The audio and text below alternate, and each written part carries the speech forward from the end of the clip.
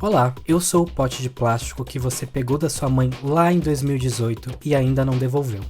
E eu sou o padê que você comprou no delivery e que na verdade era amido de milho. Esse é o Vitamina C, o seu podcast destrutivo. Aqui vamos falar sobre coisas que ninguém se importa, só a gente. E o tema de hoje é Saudades MTV. Roda a vinheta. Vitamin C. Vitamin C. Vitamina C. Hoje, então, a gente vai falar da MTV. E a gente vai citar bastante um livro escrito pelo Zico Góes, que trabalhou lá na MTV. E o livro chama MTV Bota Essa Porra Pra Funcionar. Esse livro fala sobre as experiências do Zico na emissora. Logo mais, você vai entender o porquê desse nome. Enquanto isso, a gente vai falar do Zico. Advogado de formação, o Zico foi pra MTV em 1991, a convite do Zeca Camargo. Que o Zeca Camargo mesmo? O próprio Zeca Camargo? Isso, aquele Zeca Camargo. No ano seguinte, o Zico foi contratado pela emissora e passou a exercer o cargo de redator. Em 95, ele foi para o departamento de programação e em 4 anos ele já era diretor de programação e de conteúdo. Deixou o canal em 2013, quando a MTV Brasil chegou ao fim. Ou seja, de 99 para cá, ele foi responsável pela grade de programação, pela contratação de apresentadores, pela criação de todo o conteúdo que foi ao ar no canal durante esse tempo. Basicamente, o Zico moldou uma geração com o conteúdo da MTV Brasil. A geração Z quer saber o que é MTV. Bom, a MTV foi um marco na história da televisão brasileira, né? Ela foi o primeiro canal que se comunicava com a cultura jovem através da música. Se ela tivesse viva hoje, ela competiria diretamente com o Dia TV do Rafa Dias. A MTV Brasil foi lançada em 20 de outubro de 1990, com uma parceria entre o Grupo Abril e a MTV Networks, que era controlada pela Viacom. A MTV operava na TV aberta, e esse espaço foi super importante para que a MTV tivesse um enorme impacto. E vocês sabiam que o primeiro clipe exibido pela MTV Brasil foi Garota de Ipanema, numa versão remixada, que foi uma homenagem à música popular brasileira? Gente, esse remix foi feito por quem? Pelo Alok, pelo Cassino? Quem será que fez, hein? Pelo Cassinão.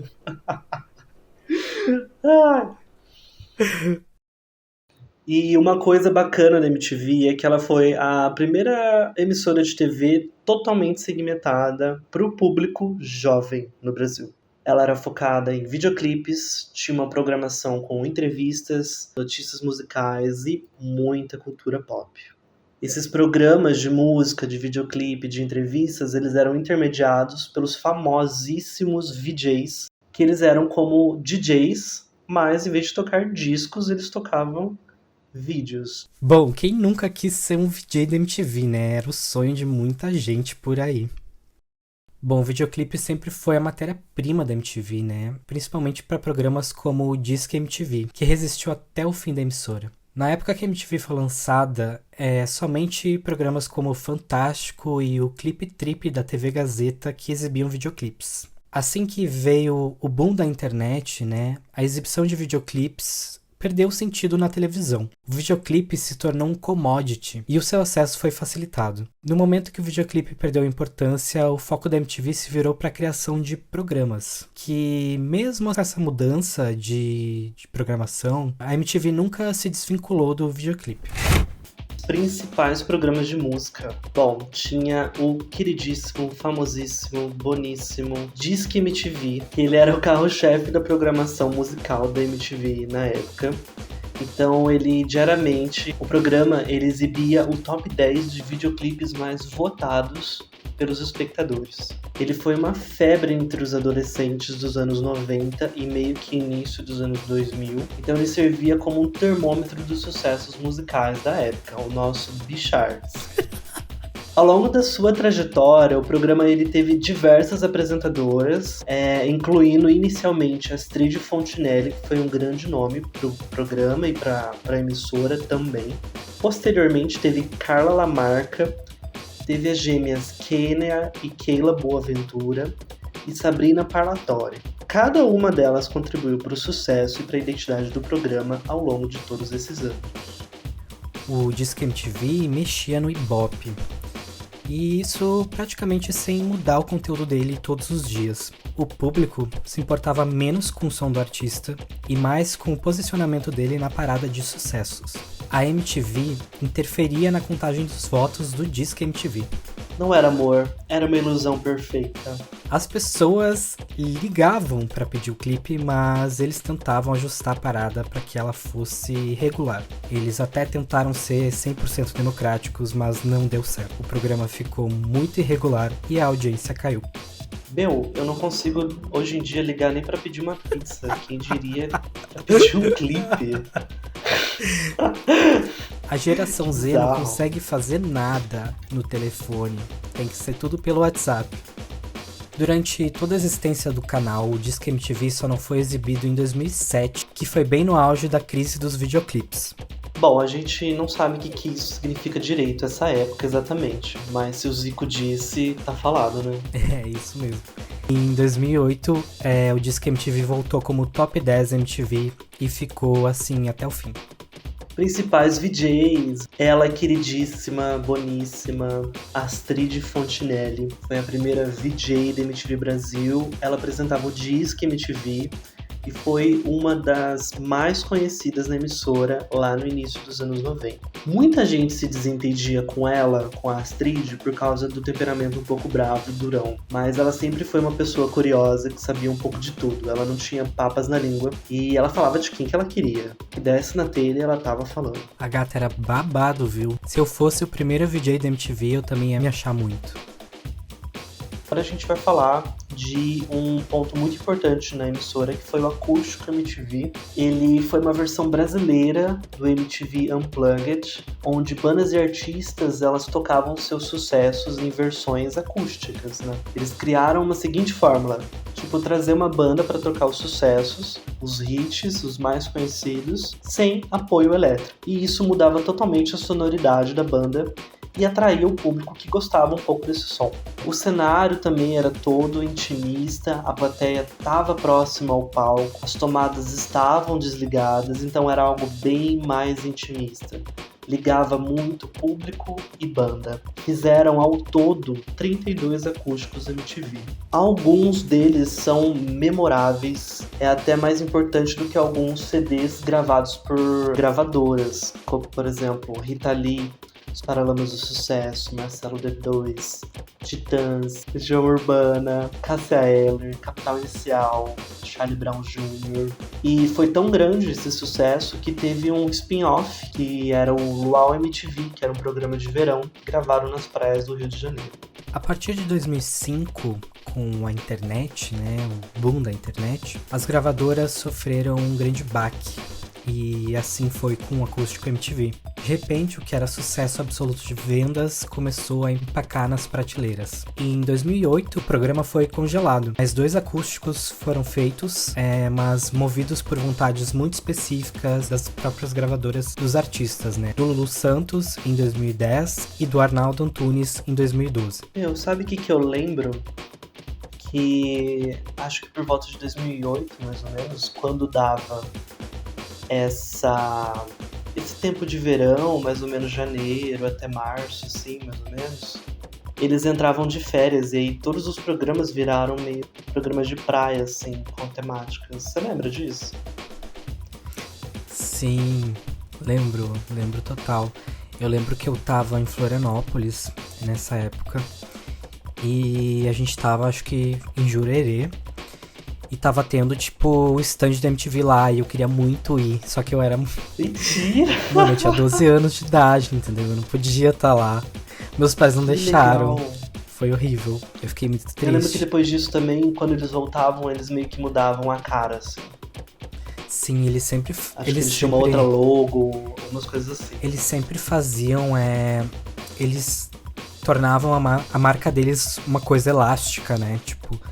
Sempre tinha alguma coisa nova ou diferente, vinhetas diferentes, vinhetas novas. Todo ano, assim, eles mudavam, era bem legal. Bom, agora vamos falar um pouco do VMB, né? Um incrível prêmio da música brasileira. Ele foi a maior premiação musical da MTV Brasil, que era realizado anualmente entre 95 e 2012. Ele era inspirado no MTV Video Music Awards dos Estados Unidos, que premiava os melhores videoclipes e artistas do cenário musical brasileiro, com categorias que iam de melhor videoclipe à escolha da audiência. A primeira edição do evento foi um grande projeto experimental, o Zico conta no livro. E o VMB ele se tornou um dos eventos mais aguardados da música no Brasil. Ele era conhecido por shows ao vivo, momentos icônicos e tudo isso misturado com o estilo irreverente que a MTV tinha. E além de celebrar a música, o VMB ajudou a lançar e consolidar a carreira de vários artistas, sendo um reflexo da influência da MTV no cenário musical nacional. O VMB tinha uma vocação maior do que aquela de ser o prêmio de um videoclipe. As categorias iam mudando ao longo dos anos e havia uma comissão da MTV que escolhia os candidatos. Olha lá, a MTV tóxica e controladora. Muito tóxica. O VMB não era 100% democrático, assim como foi o Brasil entre 2019 e 2022. É tópico sensível, não vamos falar muito sobre isso. Apenas uma categoria do VMB era democrática, a escolha da audiência. As outras categorias tinham seus vencedores eleitos por um júri especializado, o que era fundamental para um evento que seria transmitido na televisão. Em 99, eles abriram mão do júri especializado para transformar o VMB em uma premiação totalmente guiada pelo público, e assim foram por 12 edições. Isso gerava muito engajamento, porque o público se envolvia ativamente. Em 2011, eles perceberam que esse formato não era o ideal e voltaram a fazer o uso do júri especializado. O VMB ele realmente foi um marco na história da MTV, com um total de 18 edições. E o programa ele alcançava uma audiência bem maior do que a programação regular e também atraía um público mais velho e influente. Mariconas também gostam de cultura. Além disso, era o único momento do ano em que toda a equipe da MTV se unia em torno de um único projeto. O VMB era igual o carnaval deles, assim, envolvia toda a comunidade e assim que ele acabava, já começava a planejar a fantasia do ano seguinte. Bom, e agora a gente vai falar de momentos icônicos do VMB, que foram vários, né? O primeiro foi em 2004, quando Caetano Veloso estava escalado para se apresentar ao lado do David Byrne. Ele sofreu com alguns problemas técnicos 2 vezes e não conseguiu cantar. Então ele deu um sermão na emissora ao vivo, falando: "O pessoal da MTV, bota essa porra pra funcionar direito, respeito." Olha, a Mona causou e o problema de microfonia era de um microfone que a própria equipe do Caetano deixou no palco. E em 98... Nossa, faz muito tempo, né? O nome da noite foram os Racionais MCs, que fizeram um grande show daquele festival e levaram o prêmio de clipe do ano pela audiência por Diário de um Detém. Já em 2001, embalada pelo sucesso do programa do Marcos Mion, o VMB apresentou o prêmio de pior videoclipe do mundo. E o vencedor não foi ninguém mais, ninguém menos do que Green Hair do Supla, que já era piada recorrente do programa. Eu fui vizinho do Supla em São Paulo e ele é um divo acessível, ele é incrível. Eu diria que ele foi injustiçado. A gente encontrando ele no Starbucks da República. Ai, papito. Temos algumas menções honrosas aqui para fazer também. O Acesso MTV, ele foi um programa diário voltado para música e cultura pop. Ele era apresentado pela belíssima Marimun, pela belíssima Titi Miller, que trazia notícias, entrevistas e clipes e tinha forte interação com o público jovem no Twitter. A Titi Miller, ela era uma VJ muito carismática e ela apresentou também o Podsex e foi uma das queridinhas da nova geração da MTV. Eu nunca vou esquecer da Titi falando: "Cobertor de motel tem cheiro de bunda", em um dos programas de verão da MTV. Era muito engraçado ela falando, porque ela falava com um sotaquezão gaúcho. Temos também a Mary Moon, conhecidíssima dos blogs de Paris. Ela foi uma VJ icônica da MTV Brasil e foi pioneira como influenciadora digital e referência de estilo alternativo, com seus cabelos coloridos. Bom, e outros VJs, né, que passaram pela MTV e que foram icônicos, a gente tem o Zeca Camargo, né, que foi um dos primeiros VJs da emissora, e depois ele seguiu carreira no jornalismo na TV aberta. Dequinha, a gente te adora, chama nós. Toca bijora aqui pra gente, Zeca. O Zeca era debochado, simpático, engraçado, mas também era inteligente, com um gosto musical super apurado, né? A gente sabe que ele ama Bjork, ama Grimes. Ele era um ótimo apresentador e tinha bons palpites para dar. A gente também tinha a Marina Persson, que foi VJ da MTV por mais de uma década. Ela era conhecida pelo seu estilo sofisticado e por apresentar programas focados em cinema e música alternativa. A Marina era a pessoa mais chique que a MTV tinha. Ela passava um ar de cult dominatrix. Meu sonho é ser xingado de ignorante pela Marina Persson. A Marina Persson era completa, inteligente, antenada, era amiga de todo mundo e nasceu cinéfila. O seu pai, Sérgio Persson, foi um grande nome do cinema brasileiro. Bom, a gente tinha também o Didi F, né? O Didi foi o VJ mais gay da história da MTV. Ele foi super importante para a imagem do canal. Ele lutava bastante pela liberdade sexual e tinha um talento impressionante para televisão. Bom, a MTV então não era só videoclipes, né? A gente tinha outros programas na grade. E alguns programas icônicos como o Beija-Sapo.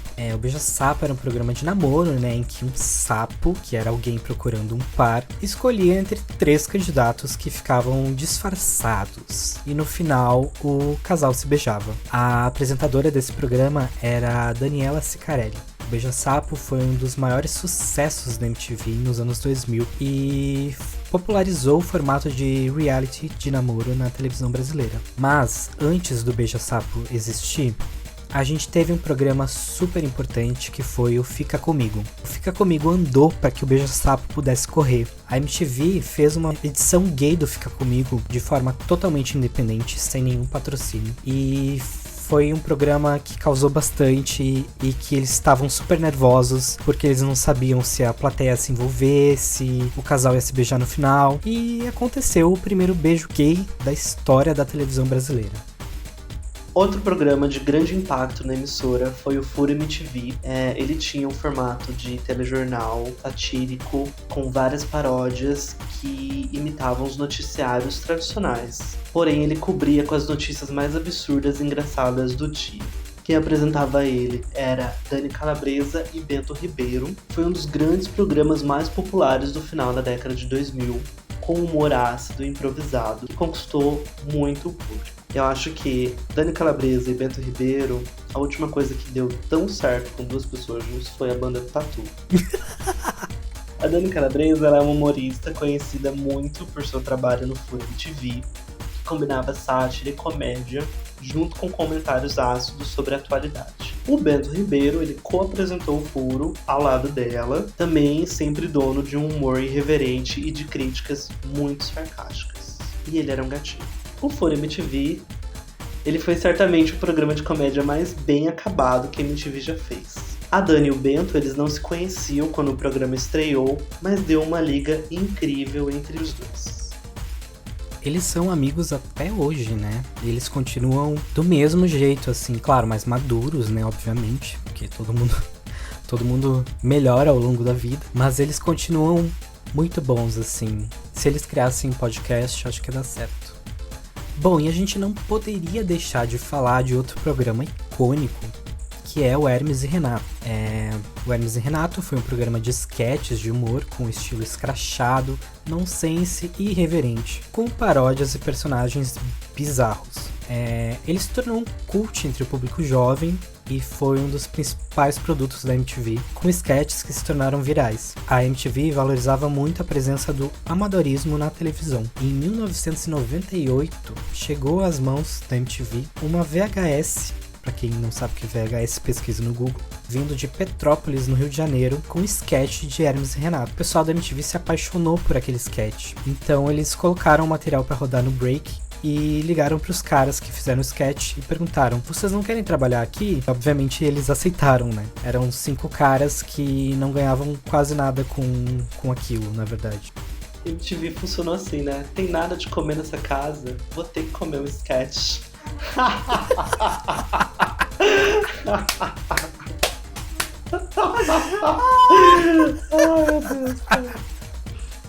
É muito doido, né, o início dos anos 2000.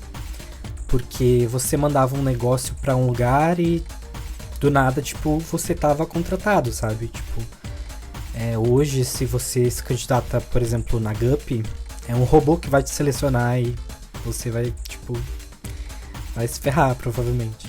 Outro programa fortíssimo da emissora foi o Comédia MTV. Ele foi um programa de humor com alguns processos no meio e reunia sketches e stand-up com um elenco de comediantes abordando temas da cultura pop e atualidades. Dentre eles estavam grandíssimos nomes como Tata Werneck, Marcela Diné, Dani Calabresa, Bento Ribeiro e alguns outros. Teve tanto impacto que lançou os maiores nomes da comédia, como a Tatá e o Adnet, e teve também grande sucesso pela mistura de crítica social e humor improvisado. Outro grande nome do canal foi Marcos Mion. Ele ganhou um destaque com humor irreverente no Piores Clipes do Mundo e se tornou um dos rostos mais populares da MTV. O humor de Mion, ele capturava perfeitamente o espírito da MTV, era irreverente e trash, só que ao mesmo tempo ele era sagaz e profundamente ligado no universo musical.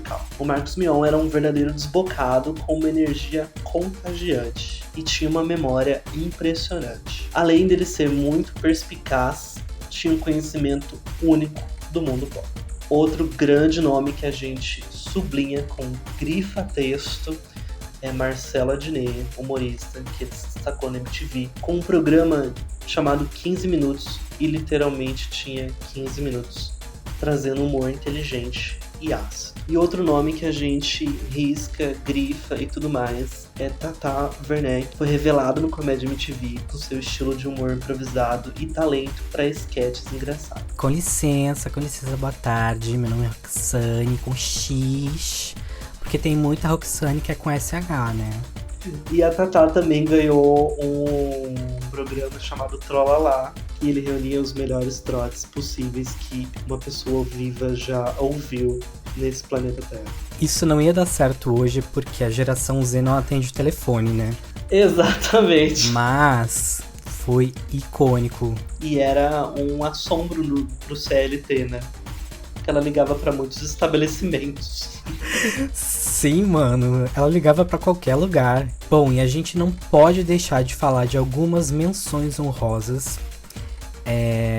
Pra mim, a minha pessoa favorita da MTV, que é a Penélope Nova, né? Ela ficou conhecida pelo seu estilo direto e autêntico no programa Ponto P, onde ela falava de sexo e outras coisas. Como que surgiu a Penélope na MTV, né? Ela trabalhava na MTV, eles estavam precisando de um VJ, não achavam ninguém, então eles pegaram ela e colocaram na frente da câmera. E ela tinha tudo a ver com a MTV, sabe? Porque ela era cheia de tatuagem, tinha um conhecimento musical muito vasto, assim, e o seu jeito irreverente, desbocado, logo levou ela a apresentar um programa sobre sexo, que era o Pipa MTV. Quando estreou o Ponto P em 2006, a Penélope já era conhecida como a persona sexo da MTV, né? Em 2008, ela ganhou um programa só dela, que era o MTV na Rua, e trazia shows de calouros, gincanas, muita música, e acontecia em vários lugares de São Paulo, cada dia era um lugar diferente, e a galera chegava e colava no lugar, era super legal. O meu sonho era morar em São Paulo pra poder ir no MTV na Rua. E era mais ou menos umas 6 horas, 6h30 que passava, Sim, né? era o finalzinho da tarde. Então reunia muita gente depois do trabalho. Sim, era muito legal. Ai, saudades. Só quem viveu sabe, no caso, não vivemos. O anunciante do episódio de hoje é o sabonete Clareia Cu, de Zezé Banks, que promete deixar o seu cu clarinho com apenas 3 usos. Vai lá comprar, Mona, é babado, viu? No final dos anos 2000, com o surgimento das queridíssimas plataformas digitais como o YouTube e o streaming, a relevância da MTV Brasil ela começou a diminuir. A audiência jovem ela passou a consumir música online e isso impactou diretamente a programação do canal. Em 2005, o Zico fala no livro que a MTV viu o seu Ibope despencar. Ela tinha uma grade bem elaborada, tinha programas de sucesso, só que o videoclipe já não era mais o privilégio. Então, ele também estava disponível na internet. As pessoas consumiam ele em outro lugar. Citando uma pequena aspas para o Zico, ele fala que a MTV sempre se portou muito bem no meio tecnológico e conseguiu usar a internet como ferramenta, levando-a para a televisão. Mais tarde, ao admitir que a internet era mais forte, a MTV também procurou não lutar contra essa nova mídia, tão ligada ao jovem, para evitar cometer algum erro crasso. É aquele negócio, né? Se junte ao seu inimigo, seja amigo dele, não vá contra. Bom, e a gente não poderia citar o fim da MTV sem falar do MyMTV. O MyMTV foi criado em 2012 e ele era um programa que misturava a internet, então as pessoas eram convidadas a entrar no site, escolher os programas da antiga grade da MTV e montar uma programação de 3 horas e publicar essa programação. Os internautas, então, votavam na grade mais legal e o vencedor era convidado a ir até o estúdio da MTV para ser VJ por um dia. O sonho de todo jovem dos anos 2000, né, meninas? O programa já tinha uma cara de homenagem à MTV, porque envolvia a exibição de material antigo, né? Criava uma conexão com as pessoas. Era esse resgate de memória que as pessoas queriam provocar em 2013 com o fim da MTV. Então, o pessoal da MTV resolveu fazer um mês de MyMTV apresentado pelos antigos VJs da MTV. Então, eles chamaram os VJs e gravaram durante um mês e deu bastante trabalho, porque um programa que ia demorar uma semana para ser gravado, tinha que ser gravado em um dia, mas eles conseguiram gravar, obviamente, e foram 30 episódios com a participação de mais de 50 VJs. E eles transformaram em algo que era para ser triste, pesado, alguma coisa que era bonita e uma memória gostosa, assim, da MTV. Os VJs se empolgaram tanto que eles começaram a falar muito disso nas redes sociais e isso começou a atingir grandes formadores de opinião. Então as pessoas começaram a comentar e o Ibope, consequentemente, subiu. Em setembro de 2013, a MTV encerrou suas transmissões no formato original pelo Grupo Abril e foi substituída por uma versão do canal totalmente controlada pela Viacom, sem a mesma identidade jovem e inovadora. Pois é, meninas. Flopou. É o Lotus da Cristina Aguilera. Lotus. Apesar que o Lotus, né, nunca teve um momento icônico. Depois da exibição do último clipe, a Astrid Fontinelli, que a gente falou sobre ela entrou para encerrar o canal de uma vez por todas. Como ela tinha sido a primeira pessoa a ir ao ar na MTV no Brasil em 20 de agosto de 1990, era muito justo que ela fosse também a última. A MTV Brasil ela teve um impacto muito significativo na cultura jovem brasileira e foi responsável por moldar literalmente o comportamento e gosto musical de gerações. Ela também foi uma casa de grande revelação de talentos, então muitos artistas, bandas, apresentadores, comediantes, eles começaram suas carreiras na MTV. Então ela funcionou como uma plataforma de lançamentos e tendências. O Restart provavelmente teve muito sucesso por causa da MTV, né? E quem ficou muito feliz com esse sucesso foi as lojas Renner, porque venderam muita calça colorida. E também os camelôs que venderam muitos Ray-Bans coloridos, Wayfarers. Além da música, a MTV foi responsável por lançar alguns dos maiores humoristas e programas de comédia, né, da televisão brasileira, como o Adnet e a Tata Werneck, que saíram do Comédia MTV. A MTV deixou um legado experimental e esse legado está na inovação de formatos e linguagens que romperam com padrões tradicionais da TV, misturando música, humor, cultura pop de forma criativa e irreverente. Chegou o nosso último quadro, Perguntas que Ninguém Perguntou. Agora é um quadro onde a gente lê perguntas feitas por absolutamente ninguém, porque ninguém ia perguntar esse tipo de coisa. Vamos lá. Pergunta número 1. Eu ainda posso ligar pra MTV pra pedir um clipe? Você pode tentar, assim como pode tentar também ligar por Bom Dia e Companhia e tentar ganhar o PlayStation. Pergunta número 2. Fui pintar o meu cabelo igual ao da Mary Moon e ele caiu inteiro. Tem como eu pedir indenização? Olha, você pode tentar, mas acho bem difícil você conseguir. Talvez corte químico caia no Pequenas Causas. Pergunta número 3. Vi um clipe de 2 mulheres se beijando no Acesso MTV. Estou abrindo um processo contra a emissora. Quem aí não lembra de Tatu, né? Causando na chuva com beijos lésbicos. Pergunta número 4. Me acionaram na justiça porque repeti uma piada que vi no Comédia MTV. Posso ser cancelada? Se fala cancelada ou cancelada? Pergunta número 5. Liguei pra Tatá e trolei ela, e acabei sendo processada. Posso recorrer? Você foi processada ou processada? Pergunta número 6. Vi o João Gordo na rua e pedi uma foto, mas ele tacou uma pedra na minha cabeça. O que devo fazer? Bom, a melhor alternativa é você chegar com um machado na mesa dele. Pergunta número 7. Por que o Mion, agora que tá na Globo, perdeu a graça?